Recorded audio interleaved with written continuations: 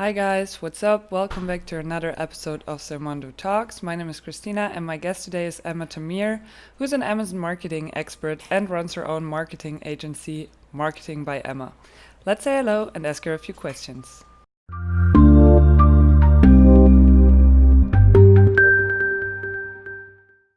So I'm here today with Emma Tamir. She's based in Columbia, Missouri, and she's the founder or co-founder of Marketing by Emma. Hi, Emma. Nice to have you here. Hi, how are you this morning? Super good. And you? Doing well, thanks. Excited to be here. I'm also excited. So, in one sentence, how would you describe Marketing by Emma?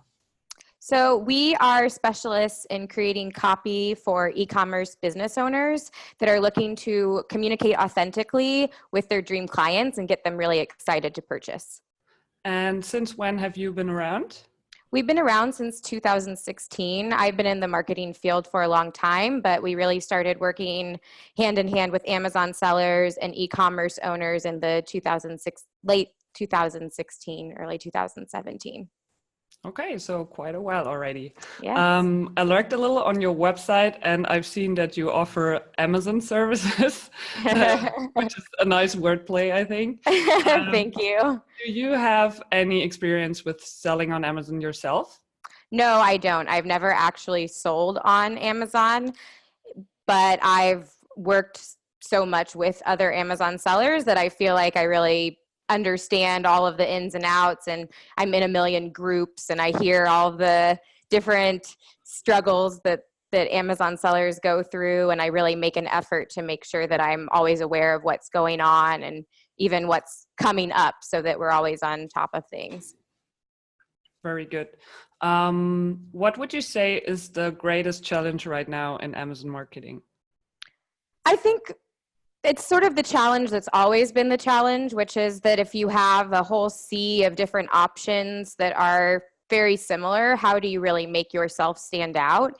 And as there's more and more, and there's also less and less attention, how do you not only stand out, but get people to take that pause and get excited enough to continue reading or to look into you a little bit more and increase your likelihood of actually being able to make a sale?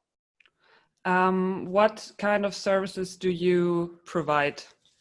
So when it comes to Amazon specifically, we offer Amazon listing optimization, and then we offer a bunch of different a la carte options depending upon what sellers need. So if they're a registered brand, we can help them with their EBC, which I guess is now starting to be called A+, and also infographic text, which is a really awesome way for sellers to turn their imagery into sales tools, because a lot of people are visual shoppers. And so this allows for you to make sure that your image isn't just showing off your product, but that you're also taking an opportunity to highlight some of those different benefits that people wouldn't otherwise be seeing if they're not actually reading your listing.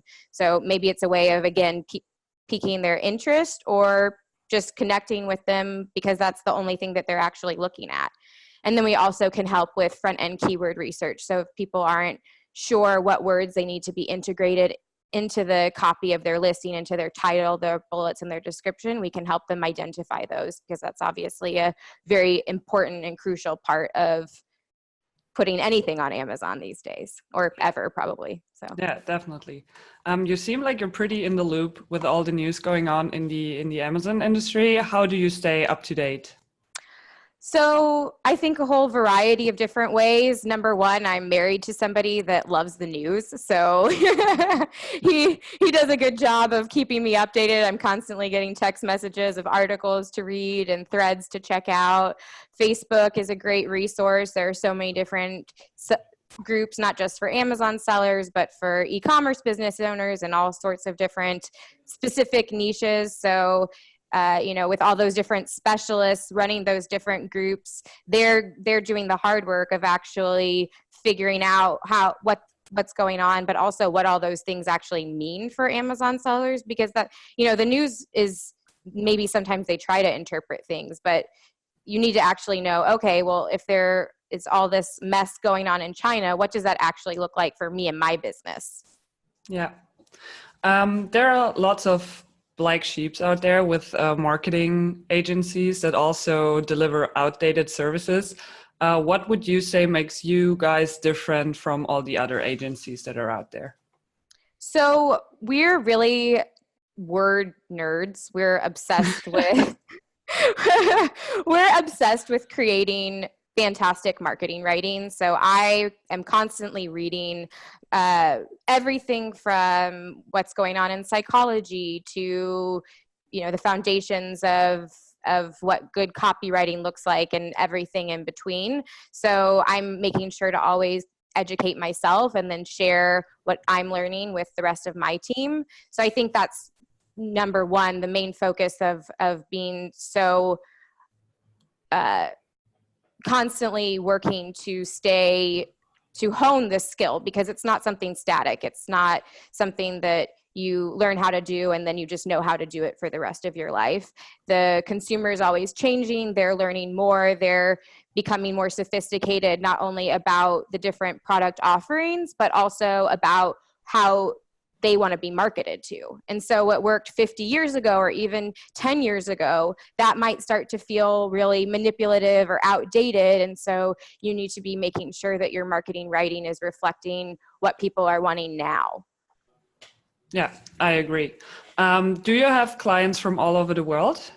Yes, we work with everyone from Australia, New Zealand, Kazakhstan, Brazil. I mean, I have one of those scratch off maps, and my intention is to actually scratch off all the places that we've worked with people, but I guess I've been too busy to get around to hanging it or scratching it. So That's actually a nice idea. That's some other use for those kinds of maps. right. Yeah, I was gifted one a couple of years ago, and I thought, oh, I don't know. But now that I thought of this, again, if I ever get around to it, that's the real question. Super nice.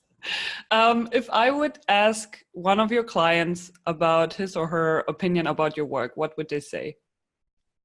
Oh, I'm not good at brag. I always feel like You're I'm allowed to bragging. brag.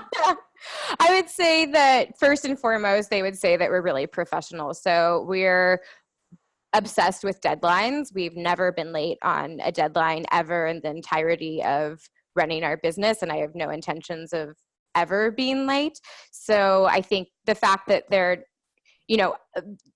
receiving fantastic work is a given, but all those other things like being on time, being very responsive with communication, making sure that we're creating something that they're going to be really happy with, and always keeping their best interests in mind. So sometimes clients will come to me and they'll think that this particular feature is so amazing and they worked so hard to engineer it with their factory, but the reality is that feature isn't what's going to really help them catch and excite their customers. And so that's when it's my role to say, this is great, and your customers will love it when they actually open the box and start interacting with your product. But that's not what we need to focus our attention on at this stage, when we're just trying to develop a initial interaction and a beginning of a relationship with somebody.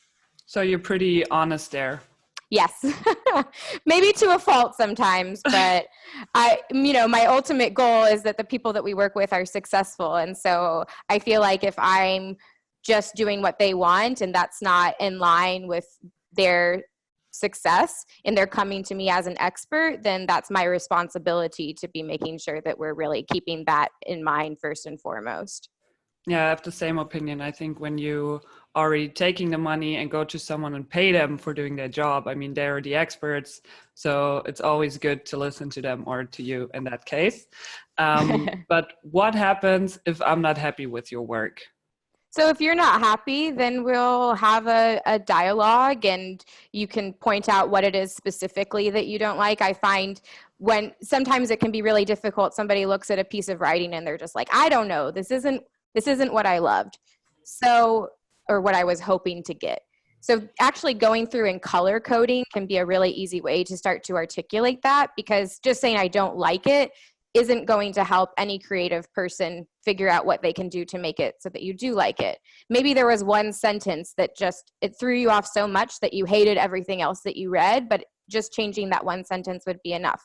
So being able to go in and highlight, this I didn't like, this I did like, these are some details that I forgot to mention, but are really important to me that I think we should work in. And so then I can start to better understand what it is that you're looking for.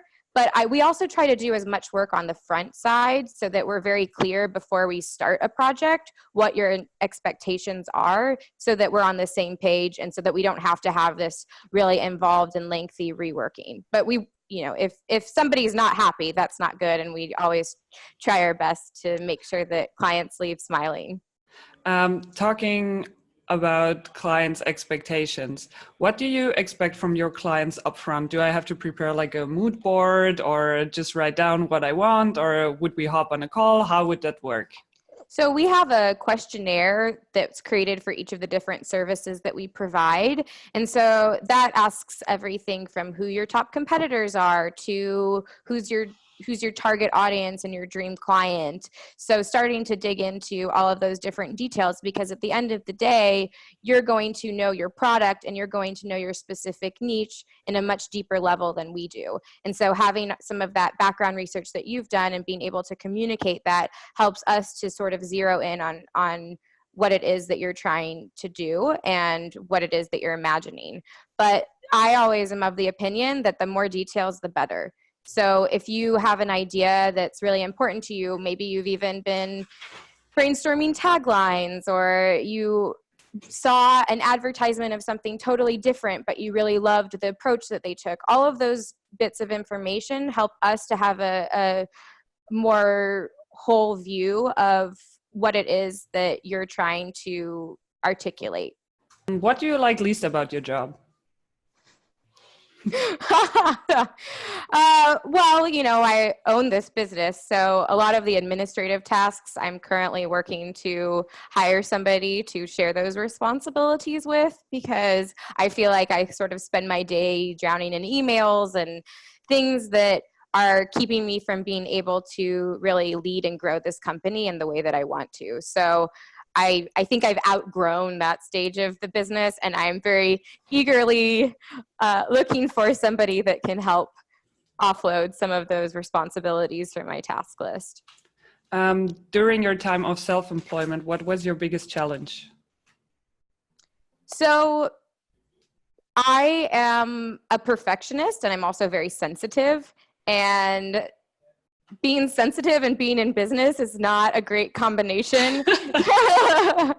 So, even now I get client critiques, and my first response is always this sinking feeling that I've let them down. And, obviously we worked through that, but I think that's definitely the hardest part. Is business is not always a friendly environment, and I'm working on developing a thicker skin, but at the same time, I think that sensitivity is also what allows us to do such a good job with what we do. So I don't want to just shove it away and put on a thick armor.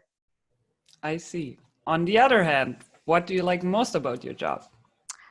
I get bored very easily, and this provides endless opportunities to grow and learn new things. And like I mentioned, I'm very curious, and so now I get to spend my days following those curiosities and pushing myself out of my comfort zone and doing all these things that I was never very good at thinking really far into the future, so I don't want to say I never imagined doing, but I guess I wouldn't have necessarily pictured myself doing.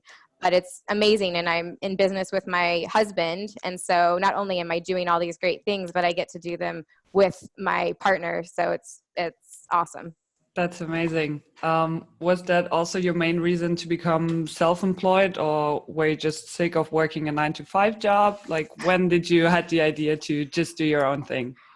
So on my second date with my husband, Erez, he was already telling me to quit my job. He was like, I don't know if we're going to continue dating, but you can't keep working there. And So it took quite a bit of working on his end. It probably took over a year, and we dabbled in a few other things before we started this business. But in the same way that I'm a perfectionist and I'm very sensitive, I also didn't really have the confidence to go out there and to just approach companies and say, hey, I think I can do a really great job for you. And so what's so awesome about having a partner like him is that he was sort of my confidence before I had it. And so he's naturally great at that. And so he's able to fill a lot of the spaces that I don't have as strong of skills in. So I don't know that I ever would have gotten to it by myself. Maybe I would have found somebody else that would have pushed me outside of my comfort zone, but I couldn't have asked for a better partner. Awesome. Now to my favorite question. If you could hire any famous person in the world to work with you or for you, who would that be and why? Oh my. Ooh. For some reason, Oprah comes to mind, and I don't know why, and I don't know what I would have her do, but I guess, she's just, if nothing else, she would be really good at keeping spirits up and keeping a very optimistic and positive environment in the office. And, the fact that she has a gigantic viewership also doesn't hurt. I don't know why she's the first one that came to mind. I guess I'm a little removed from everything besides my business right now. That's good. You always need someone on your team who motivates the people. And I think if you have Oprah on your team, you can basically hire any other person, and that person would exactly do what you ask for if Oprah is there to push. Right. No matter what's going on, everybody's probably smiling or figure out but what they need to do to be smiling again. And she seems like a cool person. Thanks. Then I'm already at my last question. Can you name 3 tips that you would give to any Amazon seller out there? 3 tips. And they're just any tips? Any tips. Could be about marketing, but also about entrepreneurial life in general, whatever comes to your mind. Okay. So I would say number 1, it's not all about that one product. So I think that it's very easy to get swept away in this idea of finding that miracle unicorn product that's just going to create this one runaway success. And just like any business, it's really about grit and determination and keeping on going. And if the first product isn't a runaway success and the second product isn't a runaway success, it doesn't mean that you're not one day going to create a really fantastic business. But there's a lot of learning curve and a lot of things to be figuring out. And so to not get so sort of caught up in the idea of this quick success. I think another tip would be when it comes to marketing, I think that it's really easy for people to forget about the person that's sitting on the other side of the computer.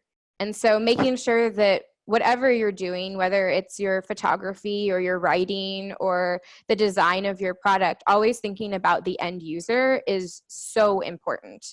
And really trying to imagine how they're going to be interacting with your product.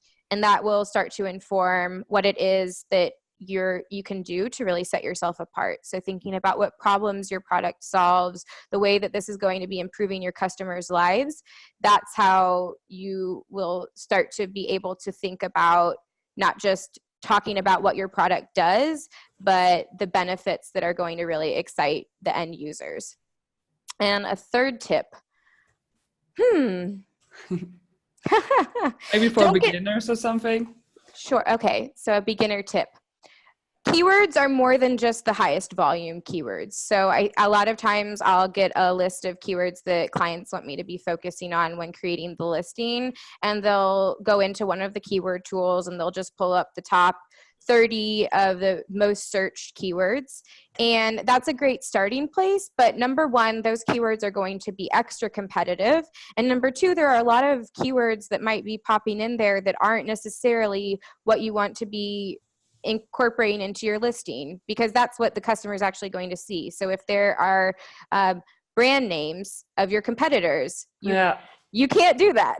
And sometimes the brand names are sneaky. They don't look like brand names necessarily. And so you really need to make sure that those aren't slipping in. You also want to make sure that misspellings or other languages, those can be great things and great opportunities, but they're not what you want to be putting into the copy of your listing that everybody's going to be seeing. Because if you're misspelling your own product, that's going to look really unprofessional.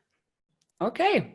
Thank you. These are some great tips. Thank you for taking the time today to come on our show and answer my questions. It was a pleasure having you on, and I hope to see you soon.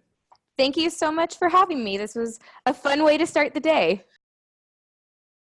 All right, guys, that was my interview with Emma. I hope you could learn some valuable things that you can apply to your business. If you want to find Emma's marketing agency, just hit the link that I put in the description. You can also find hundreds of other service providers that you may need in order to grow your Amazon business on Zermondo. Check it out, and I see you guys soon.